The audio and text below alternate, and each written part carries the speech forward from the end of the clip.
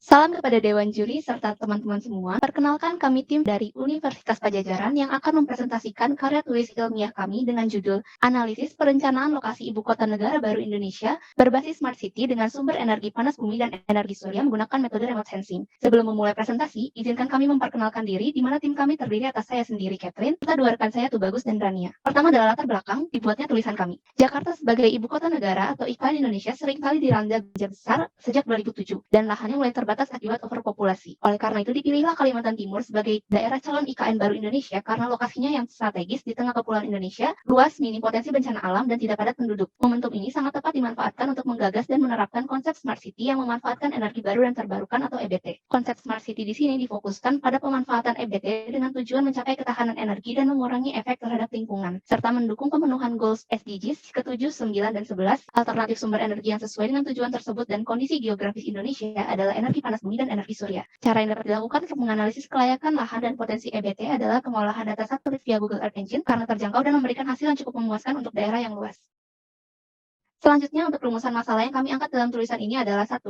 Apa saja parameter yang menentukan kelayakan suatu daerah untuk menjadi IKN baru sekaligus menjadi pionir Smart City di Indonesia? Kemudian yang kedua, ada bagaimana pengaruh vegetasi dan suhu permukaan terhadap potensi EBT? Kemudian yang ketiga adalah di mana lokasi terbaik sebagai IKN baru Indonesia yang mendukung penerapan Smart City. Adapun untuk tujuan dan manfaat yang ingin kami capai dalam tulisan ini adalah menganalisis dan mengetahui kelayakan daerah yang memungkinkan menjadi ibu kota baru Indonesia berbasis Smart City menggunakan data satelit. Kemudian ada menganalisis dan juga mengetahui potensi EBT untuk mendukung ketahanan energi dan pemenuhan goals SDGs ke-7, 9, dan 11. Dan yang terakhir adalah menentukan lokasi terbaik untuk membangun ibu kota baru negara Indonesia berdasarkan beberapa faktor dengan multivariate analisis. Selanjutnya adalah bab 2 tinjauan pustaka. Yang pertama ada remote sensing, yaitu suatu kumpulan interpretasi dari informasi mengenai objek, daerah maupun fenomena tanpa melalui kontak fisik langsung dengan objek tersebut. Jadi data yang kita dapatkan berasal dari satelit yang disinari oleh matahari dan kita bisa mengaksesnya melalui komputer masing-masing. Selanjutnya indeks yang kami gunakan untuk data ini, yang pertama ada NDVI untuk melihat tingkat kehijauan atau kerapatan vegetasi, lalu slope yaitu untuk menunjukkan kemiringan lahan dari 0 derajat sampai lebih dari 15 derajat, lalu ada LST untuk menentukan temperatur rata-rata permukaan bumi, dan ada LULC sebagai tutupan dan penggunaan lahan menggunakan machine learning sederhana yaitu random forest. Selanjutnya terkait energi surya, yang merupakan energi ramah lingkungan yang minim emisi gas CO2 dan termasuk energi terbarukan karena berasal dari cahaya matahari langsung. Menurut Kusumada Satyarsa, energi surya yang memasuki atmosfer memiliki kerapatan daya rata-rata 1,2 kW per meter persegi, namun hanya setengahnya yang diserap oleh permukaan bumi. Maka, daya listrik sebesar 100 MW akan memerlukan lahan seluas 60 hingga 70 hektar untuk keperluan instrumen utama dan pendukungnya.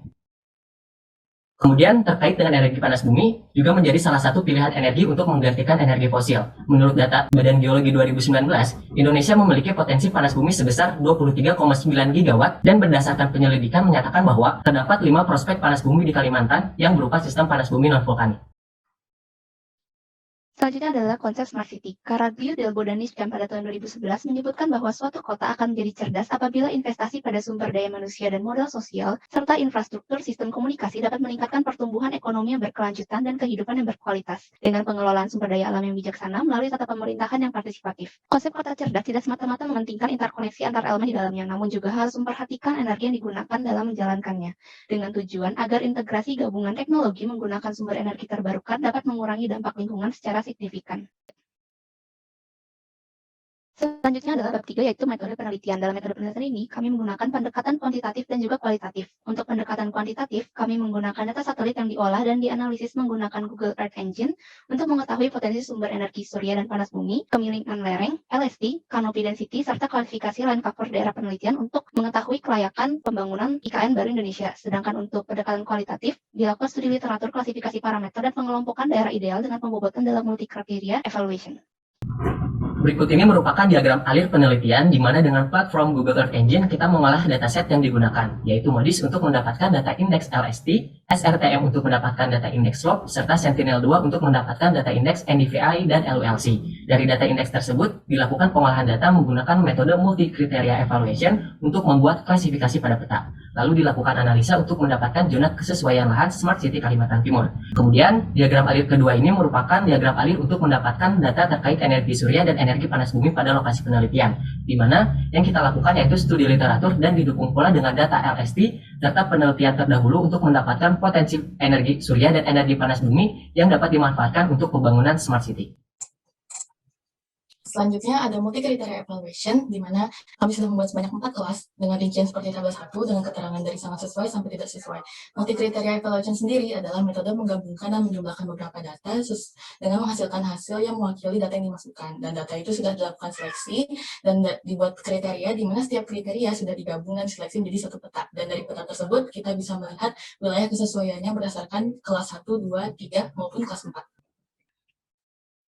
Selanjutnya masuk ke dalam bab 4, yaitu hasil dan pembahasan. Hasil parameter pertama adalah elevasi dan juga slope atau kemiringan lereng. Sebagian besar wilayah calon IKN baru memiliki elevasi yang rendah dalam kisaran 0 hingga 200 meter di atas permukaan laut, serta dikategorikan sebagai lahan datar landai karena nilai kemiringan lerengnya yang mayoritas berada di bawah 6 derajat, dengan rincian 1.200.000 hektar lahan di Kota Kutai dan 190.000 hektar lahan di Kabupaten Penajam Pasir Utara yang masuk dalam kategori ini. Dengan demikian, daerah penelitian cocok untuk pembangunan infrastruktur dan hunian IKN baru Indonesia. Selanjutnya, untuk LST atau Land Surface Temperature, diketahui bahwa rentang rata suhu tahunan terbesar terjadi pada tahun 2020, di mana suhu terendah adalah 22 derajat Celcius dan suhu tertingginya adalah 29 derajat Celcius. Suhu yang demikian menggambarkan potensi sedang untuk pemanfaatan energi surya dengan radiasi sinar matahari diperkirakan dapat menghasilkan daya maksimal 1.700 kWh per meter persegi, namun masih termasuk dalam rentang suhu yang nyaman bagi penduduk Indonesia. Selanjutnya adalah hasil dari Normalized Different Vegetation Index atau NDVI, di mana nilai vegetasi dari setiap tahunnya semakin meningkat seiring dan rencana pembangunan smart city-nya apabila dikaitkan dengan pembangunannya, maka diperlukan daerah dengan vegetasi yang cukup rendah. Dan contoh daerahnya adalah seperti di tengah dan tenggara Kutai. Dan di sini terlihat adanya vegetasi rendah, sedang, dan tinggi di setiap tahunnya. Selanjutnya adalah hasil Land Use Land Cover atau LULC, di mana dari tahun 2019 sampai ke 2020 ada peningkatan bangunan, dari 2020 ke 2021 ada pengurangan bangunan dan peningkatan vegetasi. Nah, hasil ini dipengaruhi oleh letak validation points.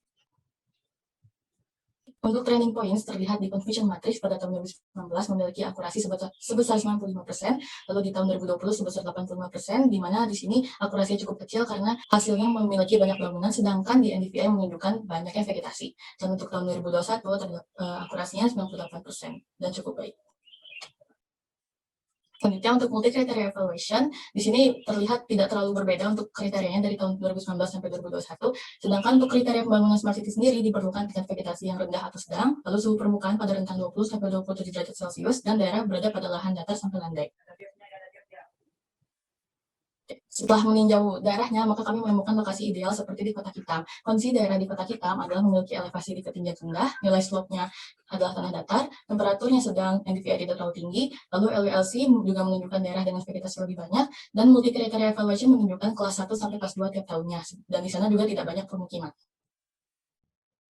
Kemudian dilakukan juga perhitungan suhu maksimum pada lokasi penelitian dan didapatkan senilai 47,25 derajat Celcius. Dengan suhu tersebut menunjukkan lokasi penelitian banyak menyerap energi radiasi matahari, serta memiliki waktu penyinaran matahari yang cukup tinggi, dan didukung pula dengan lokasi geografisnya terletak dekat dengan garis ekuator, sehingga memiliki potensi pengembangan pembangkit listrik tenaga surya. Kemudian dilakukan perhitungan luas area yang memiliki suhu lebih besar dari 30 derajat Celcius pada wilayah yang sesuai untuk smart city, dan didapatkan area seluas 6.505,8 hektar. Sehingga potensi daya listrik yang dapat dimanfaatkan berdasarkan luas area tersebut yaitu 9.294 MW. Selanjutnya terkait energi panas bumi. Panas bumi Batuk dan Dondang, Kalimantan Timur merupakan potensi yang dapat dimanfaatkan oleh ibu kota negara Indonesia dalam membangun smart city. Dengan besar potensi panas bumi 7,5 MW dan 10 MW. Menurut SARI 2018, jumlah daya listrik sebesar 2,2 MW dapat menerangi rumah sebanyak 2.500 rumah jika setiap rumahnya mempunyai daya 900 Watt. Maka, dengan potensi panas bumi Batuk dan Dondang dapat menerangi rumah sebanyak sekitar 19.444 rumah. Reservoir panas bumi Batuk dan Dondang termasuk ke dalam temperatur rendah dan temperatur sedang. Sistem reservoir tersebut dapat dimaksimalkan dengan teknologi binary cycle power plant, yaitu teknologi yang dapat dioperasikan pada suhu rendah sekitar 90 hingga 175 derajat Celcius untuk menghasilkan sumber daya listrik. Kesimpulan dari presentasi kami adalah, pertama, parameter kelayakan yang digunakan ada nilai rata-rata LST, nilai kemiringan lereng, nilai NDVI, dan penentuan LWLC. Lalu untuk potensi sumber energi yang digunakan ada energi surya, di mana luas pemanfaatannya adalah 6.505,8 hektar dengan total potensi energi 9.264 MW. Sedangkan untuk potensi panas buminya di Batok dan Lunang dengan besar potensinya 7,5 dan 10 MW yang dapat menangani kurang lebih 19.444 rumah. Dan untuk lokasi terbaik Smart City adalah di daerah dengan elevasi rendah, nilai slope di tanah datar sampai landai, temperatur sedang, NDVI tidak terlalu tinggi, dan visualisasi LWLC menunjukkan daerah vegetasi lebih banyak, serta multi-criteria evaluation menunjukkan kelas 1 dan kelas 2. Saran yang dapat diterapkan adalah untuk menambahkan parameter land use and cover dan parameter multi-criteria evaluation untuk melihat sebaran kelas dengan lebih akurat. Sekian presentasi dari kami. Mohon maaf apabila masih banyak kekurangan. Terima kasih.